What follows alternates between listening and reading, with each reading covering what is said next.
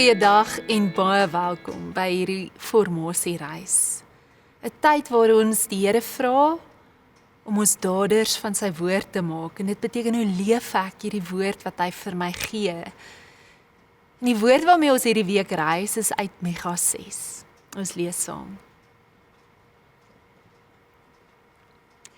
Hy het jou bekend gemaak, o mens, wat goed is. En wat vra die Here van jou anders as om reg te doen, liefde te bewys en nederig saam met jou God te wandel? Micha sluit sy 3-ledige oproep af met iets baie onverwags. Wandel nederig saam met jou God. Nou as ek aan groot profete dink, sou ek verwag het dat hy sê, wandel dapper of wandel sterk. Maar hy sê nederig. En ek dink dis omdat die Here weet, dis juis ons broosheid wat ons oopmaak vir sy krag. Nederigheid is nie om sleg van jouself te dink nie. Dis om reg van jouself te dink. Dis om eerlik te erken, ek is nie die redder nie. Ek's nie die bedelaar wat vir 'n ander bedelaar wys waar brood is. En ons wêreld waardeer mag, status en selfvertroue. Ons hou van mense wat sê ek het dit onder beheer. Maar die pad saam met die Here vra iets anders. Afhanklikheid. En 'n hart wat sê, Here, ek het U nodig. Die gevaar is dat ons wag. Ons dink, ek moet eers reg wees, eers moet my binnekant in orde kom en alles rondom my in my lewe moet reg wees, dan kan ek begin dien. Maar nederigheid sê, jy kan nou al begin. Jy hoef nie volmaak of perfek te wees nie. Stap net oor die straat.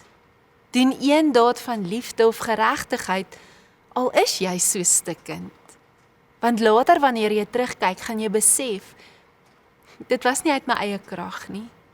Dit was die Here wat in my gewerk het. Selfs jou pyn, selfs jou verlede, diskwalifiseer jou nie. Paulus hoor Jesus sê, my genade is vir jou genoeg.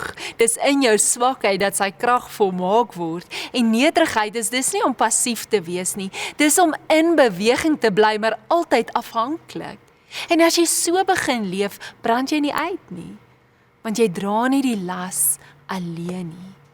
Jy stap nie vir God, namens God nie. Nee, jy stap saam met hom. So ek het 'n uitnodiging vandag vir jou. Hoe sou dit lyk as jy meer bewus saam met die Here sou stap? Nie voor hom uit nie, nie agter hom nie, maar langs hom. En kan ek jou uitnooi om iets simbolies te doen? Gaan stap dalk oor die straat, of gaan stap dalk verby die gange van jou kantoorblok na die volgende afdeling. En as jy die moed het, groet 'n buurman, of wees teenwoordig vir die persoon wat normaalweg jy net verby sou gestap het. En soos jy dit doen, doen jy 'n gebed in aksie, waar jy sê, Here, ek wandel met U. En dan, aan die einde van jou dag, skryf dalk neer, soos jy reflekteer, waar het ek die Here vandag ontdek, toe 'n klein tree van nederigheid saam met hom geneem het, en saam met hom gewandel het. Kom ons bid saam. Here, ons bely net weer ons afhanklikheid teenoor U. Ons is niks, en ons kan nie lief hê of reg doen, sonder U krag en U lewe in ons nie, en ons besef, net soos die geringstes, is ons U so nodig.